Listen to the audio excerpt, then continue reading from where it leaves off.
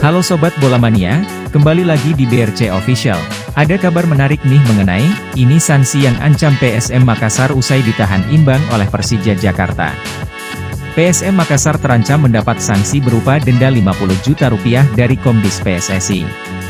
Pasalnya, pada pertandingan perdana Liga 1 2023-2024, 5 pemain PSM Makassar langsung mendapat kartu kuning.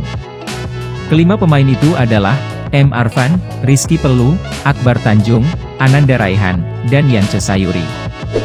Berdasarkan regulasi atau kode disiplin PSSI, PSM Makassar pun dipastikan akan mendapat sanksi berat.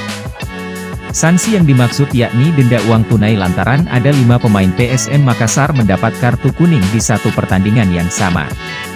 Sesuai pasal 53 tentang tingkah laku buruk pemain pada kode disiplin PSSI, sanksi ini diatur. Berikut bunyi aturan pasal 53 kode disiplin PSSI. 1. Sanksi disiplin yang diberikan kepada klub atau badan apabila anggota-anggota timnya, pemain dan atau ofisial, melakukan suatu pelanggaran disiplin secara kolektif dalam satu pertandingan, secara khusus sebagai berikut. A. Denda sebesar setidaknya Rp50 juta, Rp50 juta apabila dalam satu pertandingan ada 5 PSM Makassar sejatinya unggul lebih dahulu atas Persija Jakarta.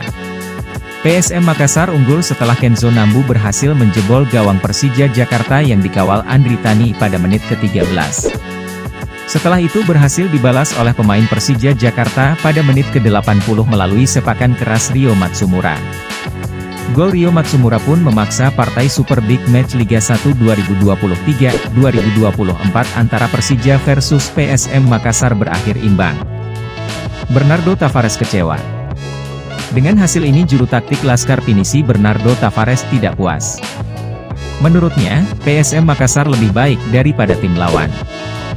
Dan tentu saja soal hasil saya tidak senang, katanya saat post-match, Senin, 3 Juli 2023.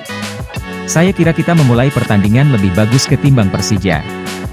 Kita memiliki lebih banyak peluang, sambung pelatih PSM. Pelatih berpaspor Portugal sangat kecewa dengan kepemimpinan wasit. Terlebih skuadnya kebobolan saat satu pemain PSM tergelak di atas lapangan. Ini membuat pria 43 tahun itu menandai dan kembali memberikan kritik pedas kepada wasit. Persija mencetak gol saat satu pemain kita terjatuh di lapangan, jelas Tavares. Akan tetapi, dia mengakui skuad Thomas Doll punya potensi. Pasalnya, Macan Kemayoran mengandalkan banyak pemain lokal. Persija memiliki pemain yang bagus, banyak pemain lokal yang bagus dan punya potensi, ucapnya. Saya kira mereka melakukan pekerjaan yang bagus dengan mengembangkan pemain lokal, tambah Tavares. Laga ini berjalan dengan keras dan tensi tinggi. Kedua tim bermain dengan ngotot dan tidak ingin kalah. Pemain PSM Kenzo Nambu mengatakan cukup kecewa dengan hasil imbang. Alasannya, ia mencetak gol yang membuat Laskar Pinisi unggul lebih dulu. Dia kecewa sekaligus bangga dengan timnya karena sudah bekerja keras. Nah itu dia Sobat Bola Mania untuk update kabar kali ini, bagaimana pendapat kalian Sobat?